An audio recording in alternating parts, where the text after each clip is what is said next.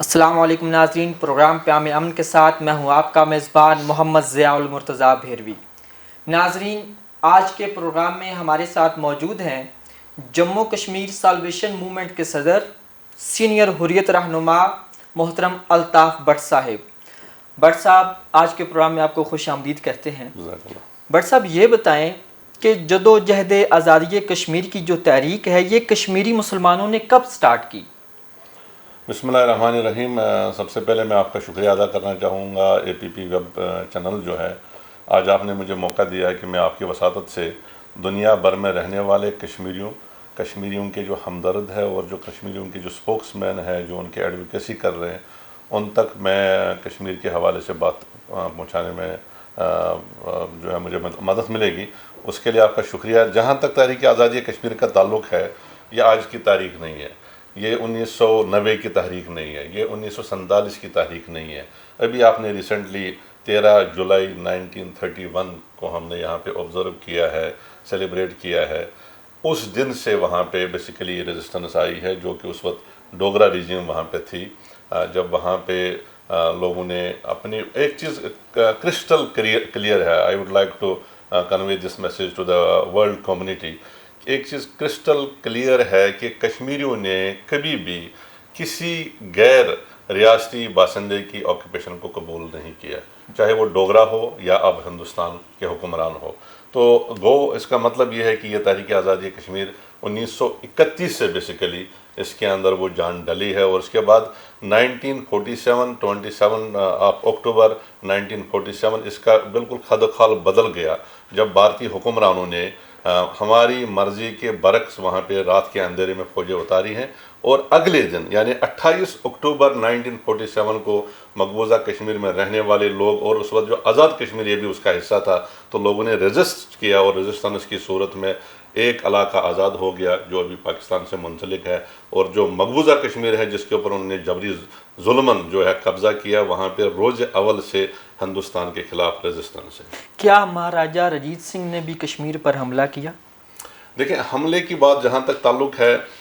میں نے آپ کو بتایا نا کہ یہ حملے کی صورت میں وہ وہاں پہ اپنا حملہ آور ہو کے انہوں نے وہاں پہ اس کا قبضہ کر لیا، اور اس رجیم کے خلاف بھی کشمیریوں نے روز اول سے ہی، آپ نے سنا ہوگا، دنیا کی پہلی اذان ہے۔ اس سے آپ اندازہ لگا سکتے ہیں کشمیریوں کے اندر جو ولولہ ہے، جو جہد ہے جدوجہد آزادی کشمیر کا، کہ ایک اذان کو مکمل کرنے کے لیے 22 کشمیری نوجوانوں نے اپنی چھاتیوں کو اس ڈوگرا رجیم کے جو سپاہی ہیں ان کی گولیوں سے چھلنی کیا۔ سری نگر سینٹرل جیل ہے، کاٹھی دروازہ سری نگر میں، اس دیوار کے اوپر چڑھ کے اور انہوں نے اذان مکمل کر دی۔ انہوں نے ایک پیغام دیا پوری دنیا کو کہ ہم کسی جو ہے اپنی مرضی کے برعکس کسی کی آکوپیشن کو قبول نہیں کرتے۔ آپ کیا سمجھتے ہیں، قائد اعظم محمد علی جناح نے کشمیر میں 3 دورے کیے، انہوں نے کشمیر کو پاکستان کے ساتھ لازم و ملزوم قرار دیا۔ مسئلہ کشمیر کے حوالے سے قائد اعظم محمد علی جناح کے ویژن کے بارے میں آپ کیا کہیں گے؟ میں سمجھتا ہوں کہ یہ قائد اعظم محمد علی جناح کا ویژن ہے کہ پاکستان اگر آج تک پچھلے 70 سال سے مقبوضہ کشمیر کے عوام کے پیچھے سیاسی، سفارتی اور اخلاقی سپورٹ سے بڑھ کے بھی کہیں جنگیں، اس میں 3 جنگیں آج تک ہو چکی ہے، ایل او سی کے اوپر ہزاروں دفعہ جو ہے آپس میں کراس فائرنگ ہوئی ہے، جس میں آزاد کشمیر میں رہنے والے اور مقبوضہ کشمیر میں رہنے دونوں طرف کشمیریوں کا قتل عام ہوتا ہے۔ تو میں سمجھتا ہوں basically this is the vision of the Quaid Azam, the founder of this Pakistan. اور میں آج آپ کو ایک تاریخی بات بتانا چاہوں گا جو ہمیں پاکستان کے عوام تک پہنچانا ضروری ہے کہ آخر یہ لازم ملزوم کیوں ہے۔ پاکستان 14 اگست 47 کو وجود میں آیا، لیکن کشمیریوں نے، مقبوضہ کشمیر میں رہنے والے اور آزاد کشمیر، چونکہ اس وقت ایک پلیٹ فارم تھا، مسلم کانفرنس کے پلیٹ فارم سے 19 جولائی 1947 کو، یعنی میں دوسرے الفاظ میں یہ کہنا چاہوں گا، پاکستان بننے سے 25 دن پہلے کشمیریوں نے بننے والے پاکستان یعنی قائد اعظم محمد علی جناح کے خواب کو شرمندہ تعبیر کرنے کے لیے انہوں نے الحاق پاکستان کی قرارداد پاس کی۔ آپ کیا سمجھتے ہیں؟ کچھ لوگ کہتے ہیں کہ کشمیر جو ہے یہ تقسیم ہند کا نامکمل ایجنڈا ہے، اس کو جان بوجھ کر توالت کا شکار کیا گیا تاکہ دونوں ممالک جو ہیں وہ آپس میں ان کی لڑائی جاری رہے۔ بالکل اس میں کوئی دوسری رائے نہیں ہے. As per the decision of as per the formula of this subcontinent when this was divided in 2 countries, تو اس اصول کے مطابق جہاں مسلمانوں کی اکثریت تھی تو اس کا پاکستان کا حصہ ہونا چاہیے تھا. تو یہ تو ثابت ہے کہ جان بوجھ کے ایک سازش کے تحت لارڈ ماؤنٹ بیٹن نے اور اس وقت جو سابقہ وزیر اعظم ہندوستان جو نہرو پنڈت جواہر لال نہرو تھے, انہوں نے ایک ساز باز کر کے اس وقت جو وہاں پہ مہاراجہ تھا اس کے ساتھ ایک فیک ایگریمنٹ, جو آج تک وہ اتنا فیک ہے, اس کے اوپر فلوڈ لگا ہوا, آج تک وہ دنیا کے سامنے کسی بھی فورم پہ اس کو وہ پیش نہیں کر سکے. اس سازش کے تحت اس کو جو ہے ڈسپیوٹڈ ٹیریٹری رکھا گیا تاکہ یہ جو 2 نئی مملکتیں وجود میں آئی ہیں ان کا ڈسپیوٹ رہیں, تاکہ یہاں پہ لوگوں کی, حکمرانوں کی, حکومتوں کی جو ہے خوشحالی نہ ہو. آپ کیا سمجھتے ہیں کہ بھارت نے جو آئین کی شق 370 کو ختم کیا اور ایک طویل عرصے سے وہاں ہم دیکھتے ہیں لاک ڈاؤن ہے, جو کشمیری مسلمان ہیں وہ اپنے گھروں تک محدود ہیں, تو کیا ان اقدامات کے ساتھ ساتھ جو ہے بھارت وہ اپنے مقاصد میں کامیاب ہو جائے گا؟ دیکھیں یہ آرٹیکل 370 یا 35A کی ایبروگیشن ہو, آسیہ اندرابی کو ڈیتھ سیل میں ڈالنا ہو, یاسین ملک جو صحت سے کمزور ہے, بیمار ہے, یا سعید علی گیلانی ہو, یا ہماری لیڈرشپ ہے, یا میرے colleagues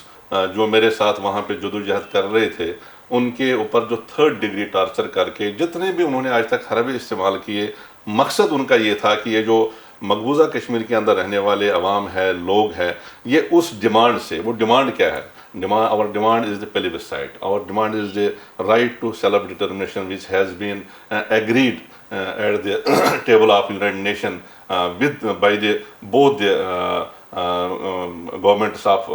this conflict, I mean government of Pakistan and government of India. تو بیسیکلی وہ جو حق ہے جو دنیا میں رہنے والے صرف مسلمان کا نہیں بلکہ دنیا میں ہر رہنے والے انسان کا حق ہے کہ وہ اپنا فیوچر ڈیسائیڈ کرے, تو وہ بیسیکلی اس حق سے, حق خود ارادیت کی جو ہماری تحریک ہے, تو یہ سارے حربے استعمال کرنے کا مقصد یہ ہے کہ وہ اس سے ہمیں دستبردار کر لے. آرٹیکل 370 اور 35A کی ایبروگیشن انہوں نے اس لیے کی ہے جب انہوں نے دیکھا کہ مقبوضہ کشمیر کے عوام اتنا بڑا ظلم اور تشدد, 10 لاکھ فوجیوں کی موجودگی کے باوجود ہماری بات ماننے پہ تیار نہیں, ہندوستان کے سامنے سرنڈر کرنے کے لیے تیار نہیں, تو انہوں نے ایک ڈیموگرافک چینج کے لیے اقدامات شروع کی ہیں جس پہ وہ عمل پیرا ہے. انہوں نے صرف آرٹیکل 370 35A کو ایبروگیٹ نہیں کیا. میں پاکستانی عوام اور پاکستانی حکمرانوں کو آپ کی وساطت سے بتا دینا چاہتا ہوں,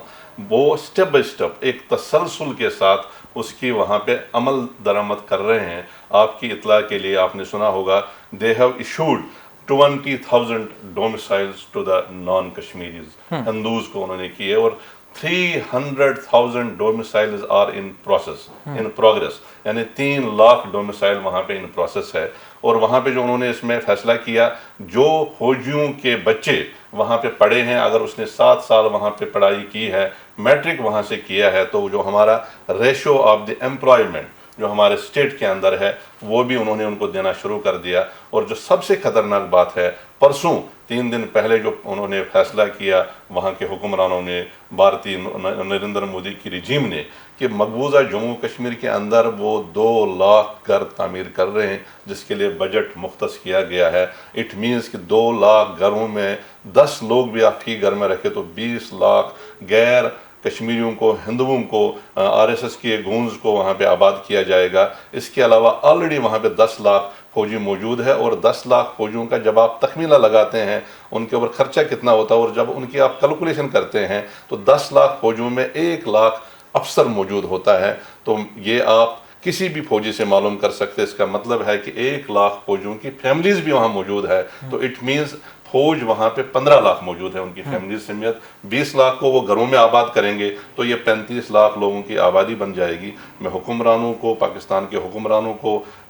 جو اس لانگ پینڈنگ کشمیر کنفلکٹ کے بنیادی فریقوں میں سے ایک فریق ہے, ہمارے وکیل بھی ہیں, ہم نے ان کو وکالت کا بھی حق دیا ہے, میں ان کو یہ بتا دینا چاہوں گا کہ اگر اس سلسلے کو ہم روکنے میں ناکام ہو گئے تو اگلے 4-5 سالوں میں ہماری وہاں پہ 8 ملین آبادی ہے, تو یہ 35 لاکھ 8 ملین سے زیادہ ہو سکتے ہیں. خدا نہ خواستہ میں پاکستانی عوام کو، پاکستانی حکمرانوں کو آج یہ پیغام دینا چاہتا ہوں، یہ نہ ہو کہ یہ ڈیموگرافک چینج کر کے 5 سال بعد نریندر مودی ہمیں کہیں کہ آؤ پلیبسائڈ کرو، اور ہم کہیں کہ ہم کرنے کے لیے تیار نہیں ہیں۔ تو اس لیے ان اقدامات کو ہمیں روکنا ہوگا، اس کو ہمیں صرف کنڈم، زبانی، کلامی، سیاسی، سفارتی جو تعاون ہے وہ بات اب ختم ہو گئی۔ اب ہمیں پریکٹیکلی ڈائمنڈ کٹس ڈائمنڈ، جارحیت کا جواب جارحیت سے دیا جاتا ہے، فوج کو فوج نکال سکتی ہے۔ اسلامی دنیا کے مسائل ایک طرف، کشمیر کے مسائل ایک طرف، یہ ساری صورتحال دیکھتے ہوئے OIC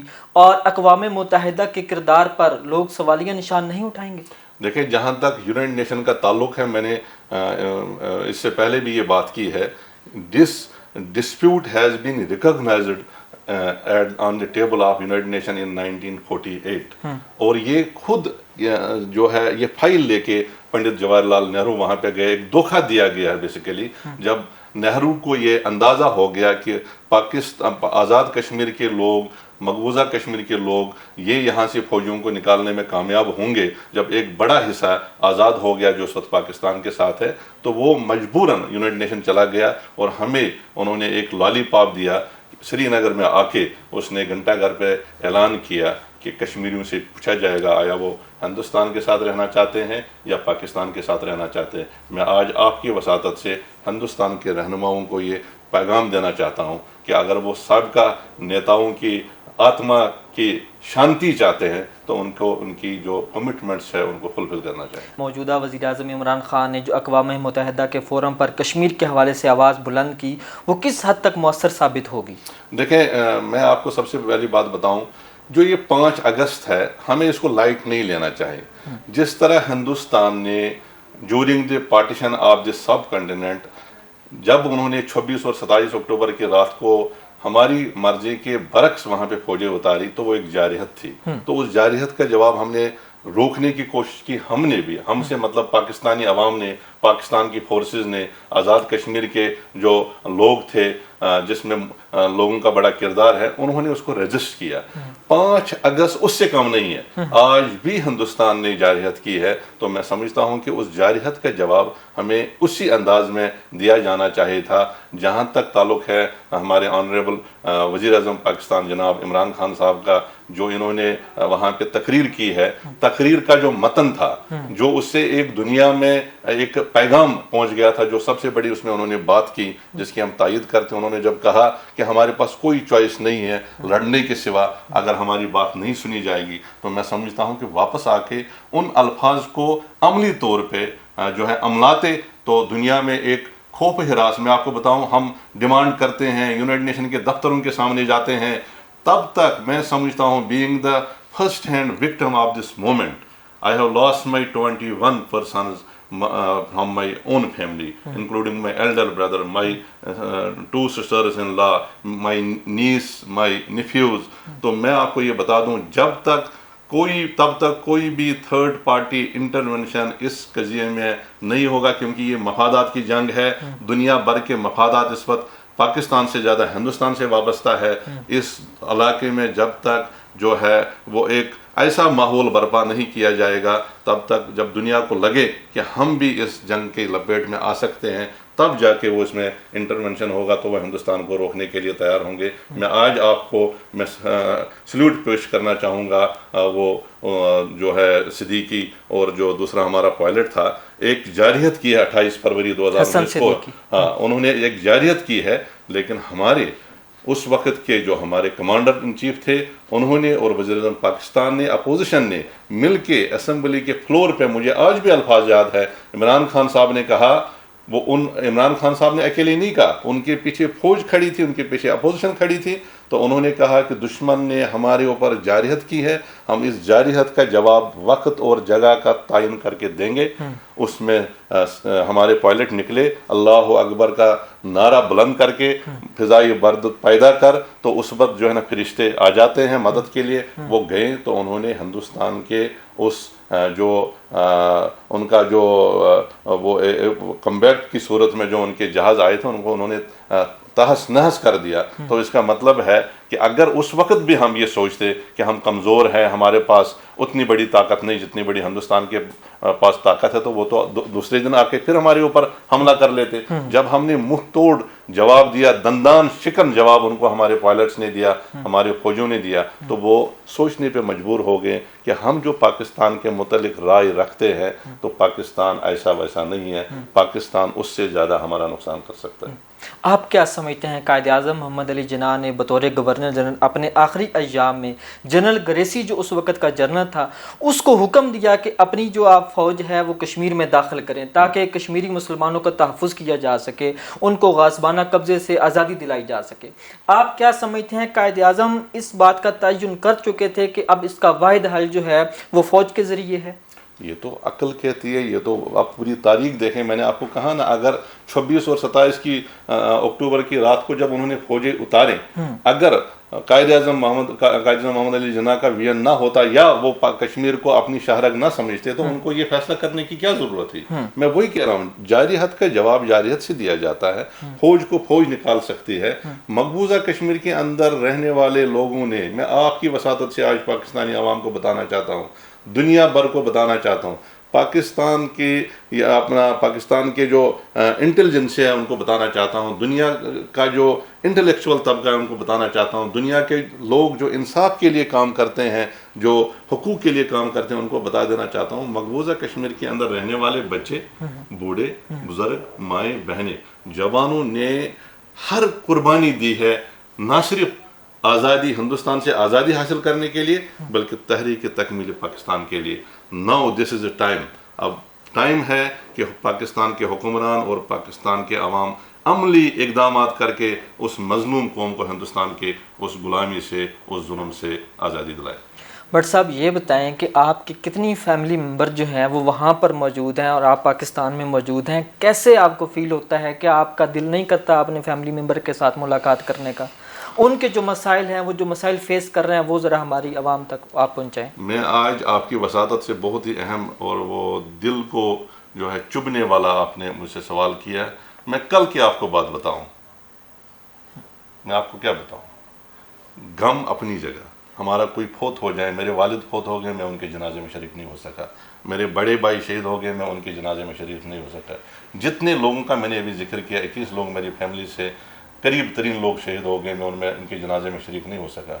जब खुशी भी होती है, कल मेरी बांजी की वहाँ पे जो है रिंग सेरेमनी थी, आप मुझे अंदाज़ा करिए, आपकी भी भतीजियाँ और बांजियाँ होंगी, एक बांजी और एक भतीजी, एक भतीजे, उनका ख्वाब होता है कि हमारी खुशियों में हमारा अंकल, हमारा मामू मौजूद हो, तो हमारे ऊपर क्या गुजरती होगी ये तो हमारा दिल जानता है। हम अपने वालिदैन के आखिरी रसूमात में जो है वो अपनी वहाँ पे शिरकत ना कर सके, जिससे ये अल्लाह ताला ने एक फितरत रखी इंसान की, जब वालिद, बहन, भाई फोत हो जाते, जब वो उसके अपने हाथों से तजहीज़ और तकफीन करते हैं तो उनका वो गम आहिस्ता आहिस्ता ख़त्म हो जाता है। अदरवाइज़ तो ज़िंदा रहना मुश्किल हो जाएगा, लेकिन हम उससे भी महरूम हैं। ना हम अपने बच्चों से, ना मेरे बच्चे वहाँ जा सकते हैं। I am alone here with my family, with my 4 kids and my wife. बाकी मेरे सारे बहन, भाई, भतीजे, भांजे, कज़न, वो सारे श्रीनगर के अंदर रहते हैं, और उनके ऊपर जो वहाँ पे जुल्म, तशद्दुद, उसके लिए तो पूरा एक आपका प्रोग्राम होना चाहिए। मैं अगर आपको एक एक करके गिनूँ तो आपको अंदाज़ा होगा कि मकबूजा कश्मीर के अंदर रहने वाले उन लोगों का ख़ास तौर पे जो तहरीक आज़ादी कश्मीर की कमांड कर रहे हैं उनके ऊपर क्या गुजरती है। गो कि वहाँ का हर फर्द, मकबूजा कश्मीर के अंदर रहने वाले हर ख़ानदान ने डायरेक्टली इनडायरेक्टली कुर्बानी दी है। किसी का बेटा शहीद हुआ, किसी का बाप शहीद हुआ है, किसी का लख्तरीगर शहीद हुआ, किसी का घर तबाह हो गया, किसी का बाग तबाह हो गया, किसी का बिज़नेस तबाह हो गया। लेकिन जो लोग वहाँ पे तहरीक आज़ादी कश्मीर की कमांड कर रहे हैं उनके ऊपर जो जुल्म और तशद्दुद